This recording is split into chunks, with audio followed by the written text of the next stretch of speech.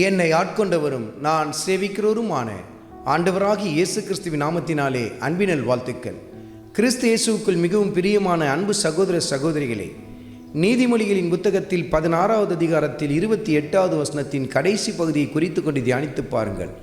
கோல் சொல்லுகிறவன் பிராண சிநேகிதரையும் பிரித்து விடுகிறான் என்று சொல்லி கர்த்தருடைய ஆவியானவர் எழுதி வைத்திருக்கிறார். இவைகளை நாம் வெளியரங்கமாய் பார்க்கிறோம் அல்லவா. கோல் சொல்லுகிறவன் என்ன செய்கிறான்?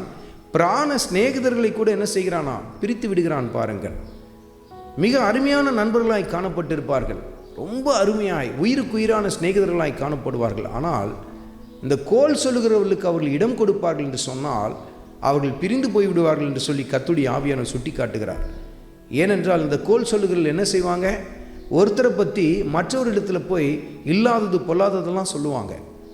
பின்பு மீண்டும் இவர்களிடத்தில் வருவாங்க. அவங்க உங்களை பற்றி இப்படி சொன்னாங்க, உங்களை பற்றி அவங்க இப்படி சொன்னாங்க என்றெல்லாம் சொல்லி பேசி பேசி பேசி சமாதானத்தை கெடுத்து போட்டு விடுவார்கள்.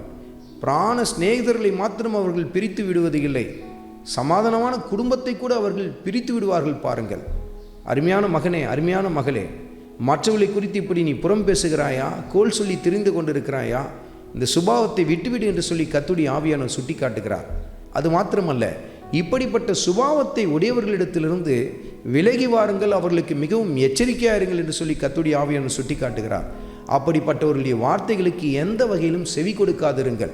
உங்களை குறித்து மற்றவர்களிடத்தில் தவறாய் பேசுகிறவர்கள், மற்றவர்களை குறித்து உங்களிடத்தில் மீண்டும் வந்து தீதாய் பேசுகிறவர்கள், இப்படிப்பட்ட கோல் சொல்லுகளை விட்டு விலகி வாருங்கள் என்று சொல்லி கர்த்தருடைய ஆவியானவர் சுட்டி காட்டுகிறார்.